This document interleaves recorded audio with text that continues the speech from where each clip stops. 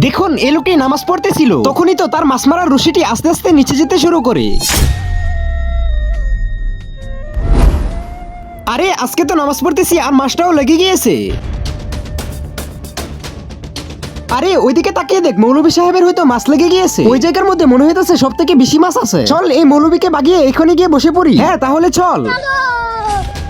আরে মনে হইতেছে অনেক বড় মাছ লেগে গিয়েছে, কিন্তু এই মাছটা উপরে তুলবো কিভাবে? আরে মৌলভী সাহেব, তোর এই মাছটি আনতে হবে না, তুই এখান থেকে চলে যাই, এই জায়গাটি হচ্ছে আমাদের। আরে ভাই এমন করতেছেন কেন? আরো কত জায়গায় তো আছে, ওইখানে গিয়ে বসেন। আরে ভাই তোকে বলতেছি তাড়াতাড়ি এখান থেকে সরে যা, আর না হয় তোর সাথে ভালো হবে না। আরে ভাই তোমরা কিন্তু আমার সাথে কাজটা ঠিক করতেছো না। আজকে যদি শিকার না ধরি তাহলে বাড়িতে গিয়ে কিছুই খেতে পারবো না। আরে যা এখান থেকে চলে যা, তোর কিছু খেতে হবে না।